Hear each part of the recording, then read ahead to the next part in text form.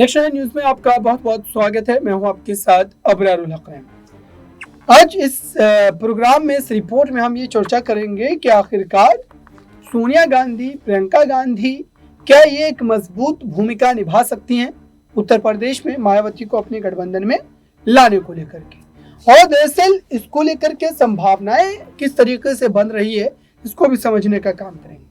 दरअसल उत्तर प्रदेश में जो अखिलेश यादव की पार्टी को बड़ा झटका लगा है कई तरीके से, और इस पार्टी के झटका लगने में कई सारी बातें शामिल है।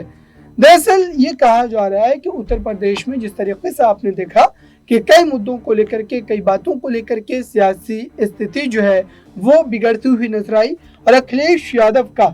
कई गठबंधन के साथियों ने साथ भी छोड़ा। दरअसल इस पूरे मामले को लेकर के आपको ये बात पता होगी, जयंत चौधरी की, स्वामी प्रसाद मौर्य की, ये तमाम ऐसे चेहरे रहे जो इस पूरे मामले पर कहीं ना कहीं बगावत करते हुए नजर आए। और अब सबसे बड़े मुख्य विपक्षी दल कांग्रेस को ही ये तय करना है कि वो किस ढंग से उत्तर प्रदेश की राजनीति में या फिर पूरे देश की राजनीति में 2024 को लेकर के, सीटों को लेकर के रणनीति बनाते हुए नजर आएंगे। और दूसरा सवाल ये कि इस पूरे मामले को लेकर के जो स्थिति बन रही है और जिस तरीके से हम देख रहे हैं इस पूरे मामले को लेकर के, आखिरकार ये मुद्दा किस तरीके से जो है आगे हमें देखने को मिल सकता है, और इसको लेकर के स्थिति जो है वो क्या पनप सकती है। अब देखिए, कई रिपोर्ट्स के माध्यम से सारी चर्चा तो हो रही है, लेकिन आपको एक बड़ी जानकारी इस पूरे मामले पर दे दें दर्शकों की।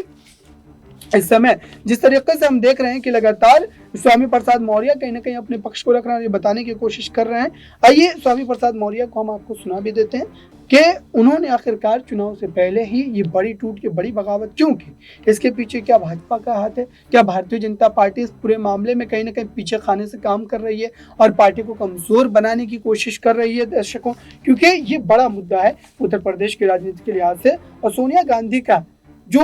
उस रायबरेली सीट को छोड़ करके राज्यसभा चले जाना राजस्थान से, ये भी एक अहम मुद्दा है। लेकिन आइए सबसे पहले आप स्वामी प्रसाद मौर्य को।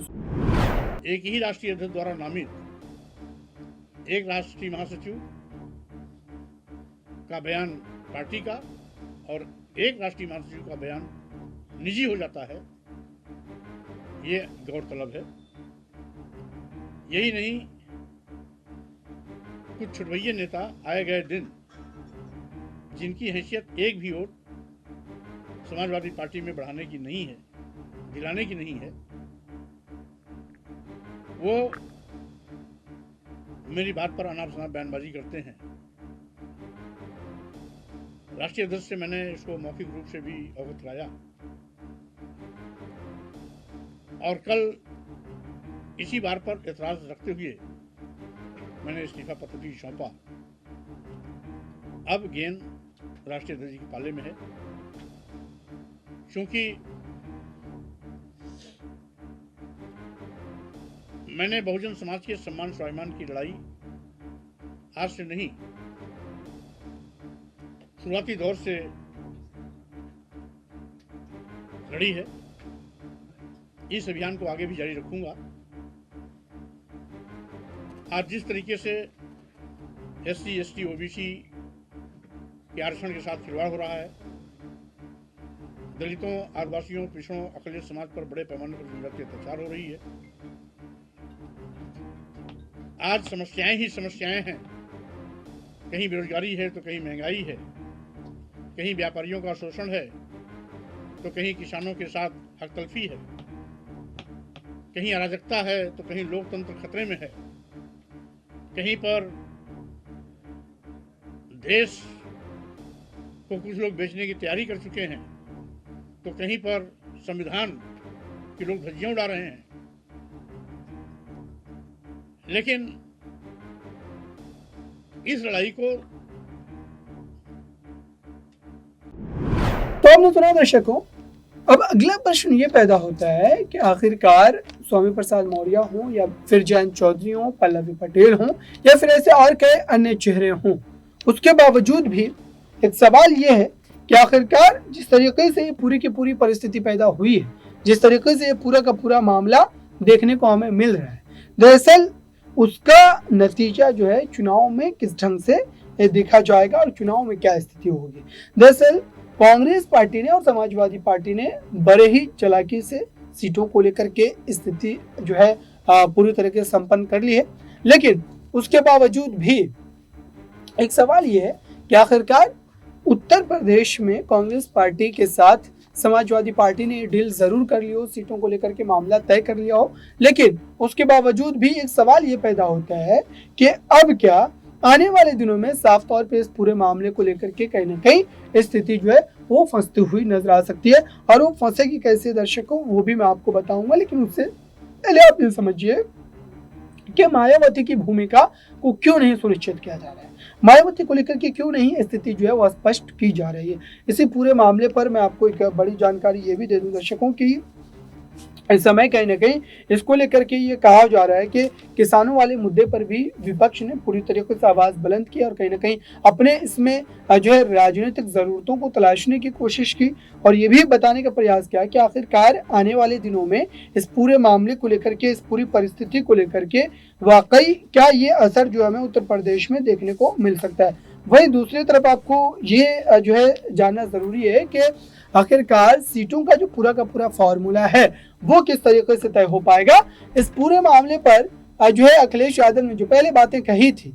कि वो उत्तर प्रदेश में अपनी जीत को सुनिश्चित करेंगे, पूरी तरीके से मामला सेट है, किसी भी तरीके से टूट फूट की गुंजाइश जो है यहाँ पर नजर नहीं आती है। और अब देखिए कि उनके लिए मुद्दा ये फंस रहा है कि दलितों के वोट बैंक को बिना छेड़े बिना छुए वो कैसे 24 के चुनाव में जो है ज्यादा से ज्यादा सीटें जीतने में सफल हो पाएंगे बिना मायावती को अपने गठबंधन में लाए हुए। देखिए अखिलेश यादव क्या कह रहे हैं और कई मुद्दों को लेकर के भी उन्होंने अपने पक्ष को रखा। जिस तरह से खबरें आ रही हैं कि आंसू गैस और उससे पहले किसानों को रोकने के लिए, आंदोलन को खत्म करने के लिए कीलों से लेकर के न जाने क्या क्या दीवारें तक खड़ी की गई और प्रशासन के माध्यम से जो सरकार कर सकती थी वो सरकार कर रही है। दिल्ली की सरकार जानबूझ करके किसानों की आवाज दबाना चाहती है। ये वही सरकार के लोग हैं जिन्होंने किसान को कहा कि उनकी आय दोगुनी हो जाएगी, फसल की कीमत मिलेगी, एमएसपी लागू करेंगे। कुछ वर्षों पहले हमने और आपने देखा किसान आकर के धरने पे बैठ गए। 800 से ज्यादा किसानों की आत्महत्या हुई या हत्या हो गई, जान चली गई, लेकिन उसके बावजूद भी सरकार किसानों को एमएसपी देने के लिए तैयार नहीं है। तो जो सरकार किसानों के नाम पर वोट लेना चाहती हो, जो सरकार स्वामीनाथन जी को भारत रत्न दे रही हो, जो सरकार किसानों के नेता चौधरी चरण सिंह जी को सम्मान दे रही हो, भारत रत्न, आखिरकार किसान को एमएसपी क्यों नहीं? या एमएसपी देना नहीं चाहती सरकार? बड़े लोगों से मिली हुई है सरकार, जो लोग मुनाफा कमाना चाहते हैं उनसे सरकार मिली हुई है और उसी का परिणाम यह है कि किसान की आवाज दबाने के लिए लगातार सरकार इसी तरह का व्यवहार कर रही है किसानों के साथ। आने वाले चुनाव में जो 2024 को होने जा रहा है, देश की जनता भारतीय जनता पार्टी को हटा देगी।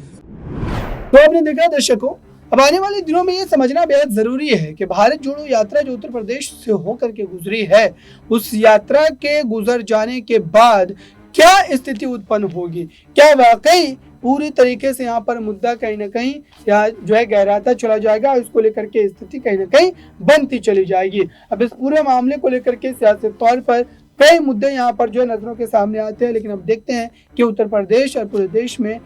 विपक्ष जो है किस तरीके से अपना एजेंडा गाड़ता है और भारतीय जनता पार्टी के उस मजबूत रणनीति के साथ कैसे वो लड़ता है। इस खास रिपोर्ट में बस इतना ही। जुड़े रहें बड़ी खबरों के लिए न्यूज़ के साथ।